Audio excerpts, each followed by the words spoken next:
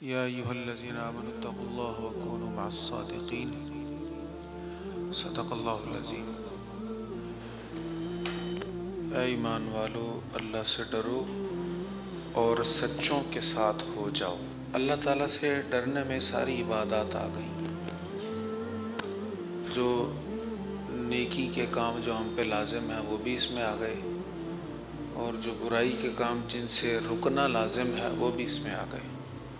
یعنی ساری عبادات اللہ تعالیٰ کے ساتھ ڈرنے میں موقوف ہیں، سب اس میں آ گیا۔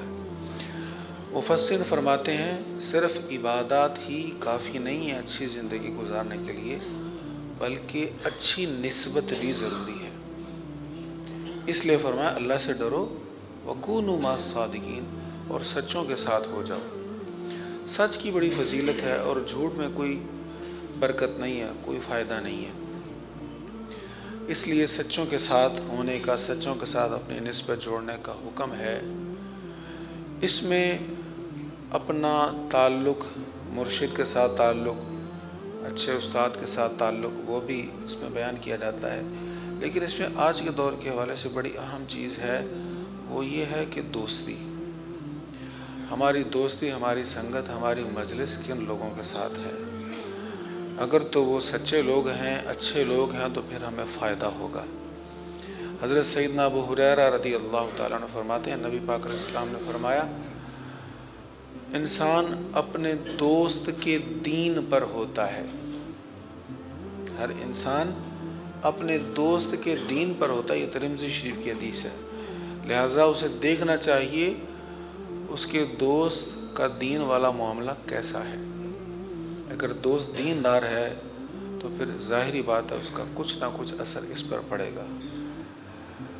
یہ عام ہم دیکھتے ہیں کہ ایسا شخص جس کی گالی گلوچ کی عادت نہیں ہوتی، بد زبانی کی عادت نہیں ہوتی، تو وہ جب کسی ایسے شخص کے ساتھ دوستی بنا لیتا ہے جس کی عادت ہوتی ہے، تو لا محالہ اس میں وہ عادت آ جاتی ہے۔ ہمیں پہلی بار حیران کی ہوتی، یار یہ ایسا بد زبان تو نہ تھا، یہ ایسی گالیاں تو نہیں دیتا تھا، یہ کیوں ایسا ہوا؟ تو جب غور کرتے ہیں تو پتہ چلتا ہے دوستی برے لوگوں کے ساتھ ہوئی۔ دوستی کے معاملے میں بڑی احتیاط کرنی چاہیے۔ دوستی صرف یہ نہیں ہے کہ پھٹے پہ آپ کس کے ساتھ بیٹھتے ہیں، آپ باغ میں کس کے ساتھ کھیلتے ہیں، آپ گیم کس کے ساتھ کرتے ہیں، صرف یہیں تک مجلس یا صحبت محدود نہیں ہے، بلکہ آپ کی سوشل میڈیا پہ کس کے ساتھ دوستی ہے، آپ کے فرینڈز کون ہیں، جس گروپ میں آپ ہیں اس گروپ میں جو چیز شیئر کی جاتی ہے لازمی طور پر وہ آپ کے سوچ پر، آپ کے ذہن پر اثر انداز ہوگی۔ کبھی آپ اگر اس کو پسند کرتے ہیں تو پہلے آپ اس کو ناپسند کرتے ہیں، کہ جب اس کی شیئرنگ ہوتی رہے گی، اس پر تبصرے ہوتے رہیں گے، آپ کی نظروں سے گزرتی رہے گی، آہستہ آہستہ وہ ذہن میں جگہ بناتی چلی جائے گی۔ ایک وقت آئے گا پہلے ہم اس کو اتنا برا نہیں سمجھیں گے، پھر ہم اس کو برا ہی نہیں سمجھیں گے، اور پھر ہم اس کو پسند کرنا شروع کر دیں گے۔ حضور علیہ الصلوۃ والسلام نے اس کی بڑی پیاری مثال دی، دوستی کی، صحبت کی۔ فرمایا برے دوست کی، برے ہم نشیں کی مثال ایسے ہے جیسے ایک شخص بیٹھتا ہے کسی لوہار کے پاس، اس کے پاس بھٹی جل رہی ہے، چنگاریاں اڑ رہی ہیں، یہ جتنا بھی اپنے دامن کو بچائے کوئی نہ کوئی چنگاری اس کے کپڑوں میں آ کے گرے گی اور چھید کر دے گی۔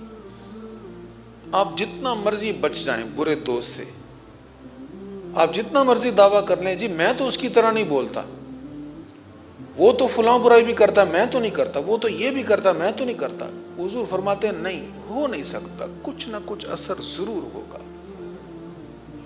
وہ جو برائی کر رہا ہے آپ اگر نہ بھی کریں، آپ کے دل میں اس برائی کی نفرت آہستہ آہستہ ختم ہو جائے گی۔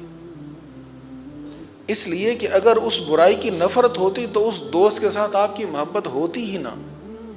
اب جو محبت ہو رہی ہے دل میں اس کے لیے بے قراری ہے، تو اس کا مطلب ہے آپ نے اس کو اس کی برائی سمیت قبول کیا ہے، پسند کیا، تو رفتہ رفتہ وہ برائی طبیعت میں آ جائے گی۔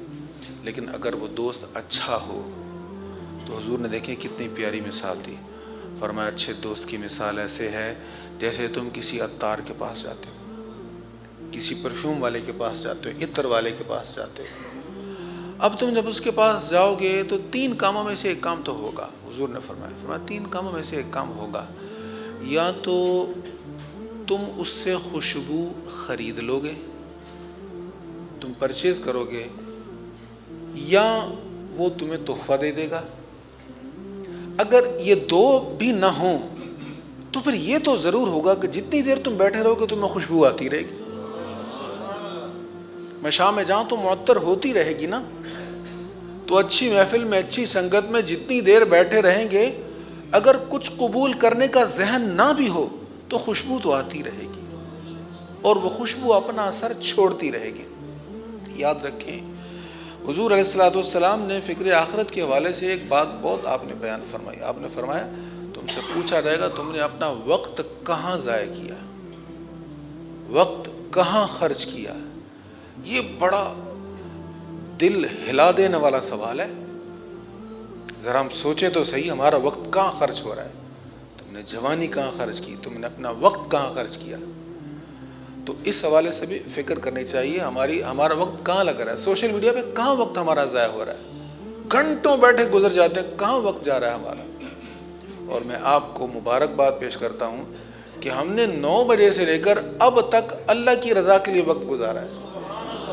اگر کسی کی ٹانگ دکھ رہی ہے، پنڈلیاں دکھ رہی ہیں، پاؤں میں درد ہے نا، تو اس پر رش کریں کہ اللہ کے حضور کھڑے کھڑے دکھی ہیں، اس کے لیے دکھی ہیں.